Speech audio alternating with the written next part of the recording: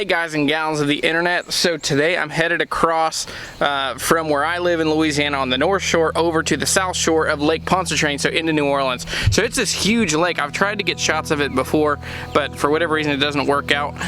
But anyway, I'm headed over there. I've got a friend in town for Jazzfest, which is this awesome music festival in New Orleans, and he's here. He wants to check out this D-18 that I have, the 55.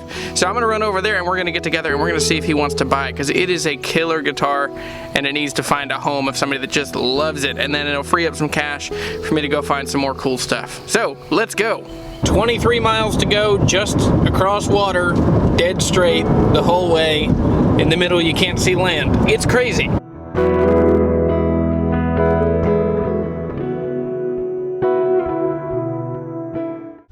Okay, so made it over, and let's go see Jay. I've been looking for an older Martin for a long time. I started kind of like doing my research and like kind of learning how to shop for one. That's kind of how I fell across your page, you know. And that's funny. That's like the whole deal I'm trying to do. Yeah, like, no. Here's how you find them. Here's what you look for. Here's what. Yeah, absolutely. That's cool, So I was looking for something maybe a little bit older. Yeah. But then I saw this one. I was like, yeah, that might just fit. So, and then I saw the video that you did of the guy. Yeah. And so I thought, wow, that kind of had some story, and it's from New Orleans and everything like that. Looks really great. And you took it to your guy. Yeah. So took it to Tim. We changed the first 3 frets, and he aged them and matched to where, you know, they look exactly the same. Yeah. But when I bought it, I was like, I want to keep it. And it's got such a nice sound. It's a great guitar, man. It's got, when you said it had kind of that V-neck, I can feel that. It's just got some nice, honest wear on the back. He told me, and I didn't put it in the video, he told me, he's like, well, I thought I was cool with this old big belt buckle. So that's where. And he said that it all happened like 2 different times he played it. Oh, no doubt. Yeah, the 18s have always been basically it's like the entry level to their standard series. Right. So mahogany versus rosewood, and then this has Brazilian rosewood bridge, fretboard, headstock overlay. So this is Brazilian rosewood. And you can see, if we turn it so you can see the color, there's a little bit of it's like almost like this purpley color. This is a better example. You see like that kind of purple and then those black streaks. Correct. Is that reminiscent of Brazilian? Yeah, because it's like Indian. Well, this is really nice, man.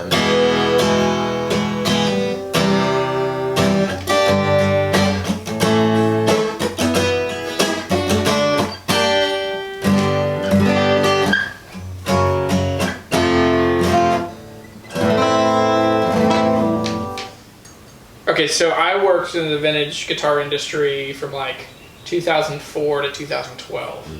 And what I found, and I'm curious now, so basically you had like guitars just blew up to where they were so expensive, and like, you know, we would find a 60s Stratocaster, sell it for 35 grand. Sure. And the thing is, like, they made those as fast as they could. They're not super rare. And you'd find these things, you'd sell them for like, you know, 40, 50 grand, and then like 2007 happened and the bubble popped, and I think the people got caught holding the bag are like Gruns and Normans, and so like I'm curious. I've been trying to figure out how to make content about, like, is it a good thing that guitar, like these like vintage shops own, you know, most of the guitars? Well, and like how does the market reach equilibrium to where those guitars get back into the hand?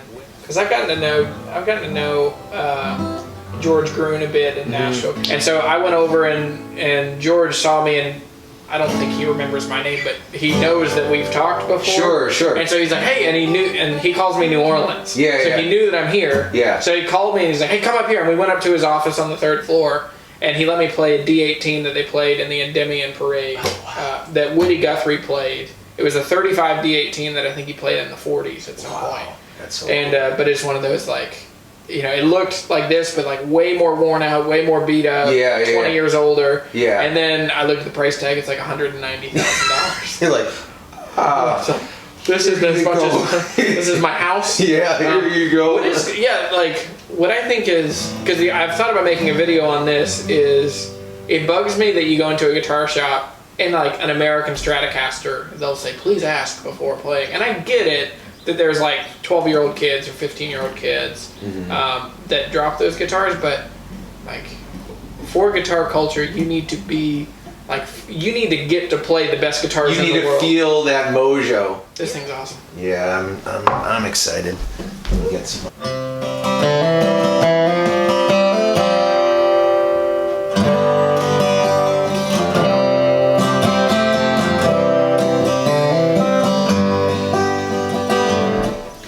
Awesome.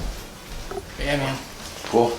There you go. Go ahead and... That's a big old stack of dollars. Yeah, go ahead and count it if you like.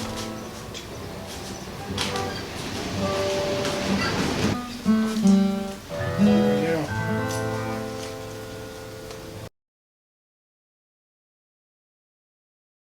I've been buying and selling guitars for a really long time. Basically since I was 14 or 15, I started finding that if I wanted to have badass guitars, I was gonna have to be okay with having used guitars, because buying new guitars was too expensive, and then at the same time new guitars just weren't as cool to me as the old ones. And the thing is, as you find these old guitars, man, they're like relics of the past. They tie you to a place and to people and to a story. So this morning I met my friend Jay. We'd become friends over the last couple months. We'd been emailing each other a lot about that 55 D-18 I bought a couple months ago. He's the perfect person to buy it. He's a great guitar player. He wants to be connected to people and to a place. And so I'm really excited that he bought it, but I can't help but have a bit of sadness that I don't get to keep it. And that's part of just my issues I got to deal with being a guitar buyer and a guitar seller, because I'm in the dealer space. I'm not in the collector space, really. But great guitars connect you to people and to a place, and they serve as monuments and relics of a time past. So it felt really suiting for me to go out to the Madisonville Lighthouse out here and see one of my favorite things around here, which is this old shipwreck. So let's go find more cool guitars and find more people like Jay so that we can connect more people to more places.